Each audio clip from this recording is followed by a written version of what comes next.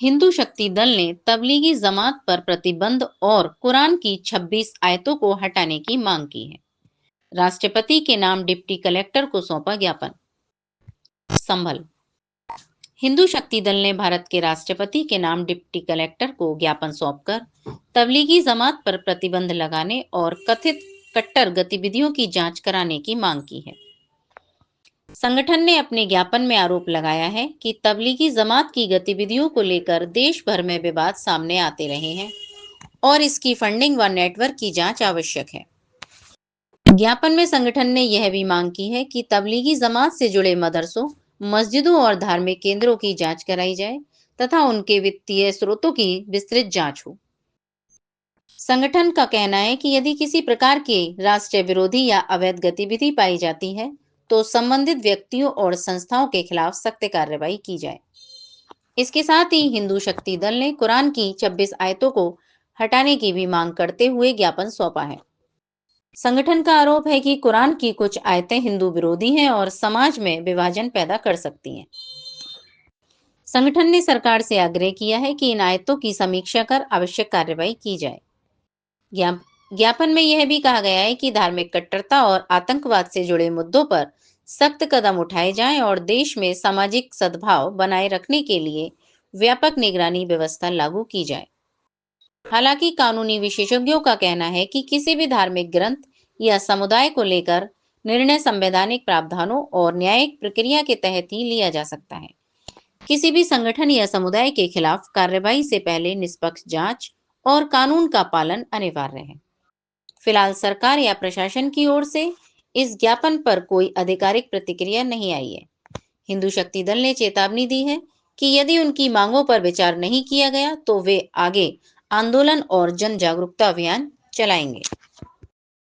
तबलीगी जमात आतंकवादी संगठन है जो 2020 में कोरोना टाइम पे काफ़ी पॉपुलर हुआ था।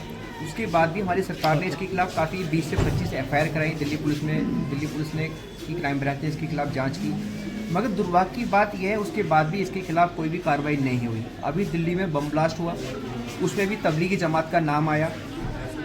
उसके बाद भी हमारी सरकार, स्टेट गवर्नमेंट और सेंट्रल गवर्नमेंट चुप है। ये दुर्भाग्य की बात है।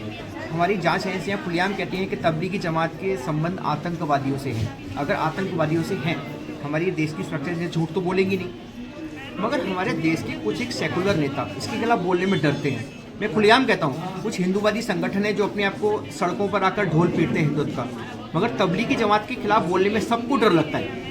ऐसा डर क्यों? और दूसरा एक ग्रंथ है जिसे कुरान मजीद कहते हैं। हम सब ग्रंथों का सम्मान करते थे, करते हैं, करते रहेंगे।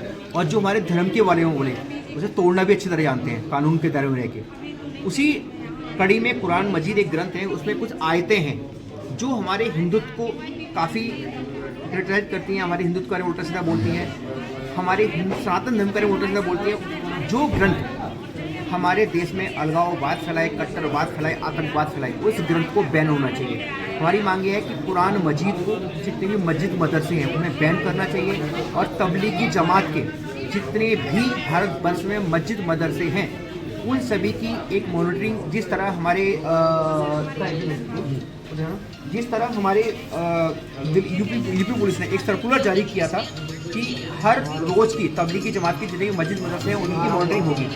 उसी तरह ऑल इंडिया में यूपी पुलिस की तरह, यूपी पुलिस का सराहनीय कार्य है, उसका हम सम्मान करते हैं, बहुत रिस्पेक्ट करते हैं यूपी पुलिस करते हैं। यूपी पुलिस ने जिस तरह दिल्ली दिखाई उस तरह हर स्टेट की पुलिस को तबलीगी जमात के मस्जिद मदरसों का सर्च कराना चाहिए। रोज का 24 घंटे में कितने तबलीगी जमात वाले आए, कितने गए, ये करना चाहिए।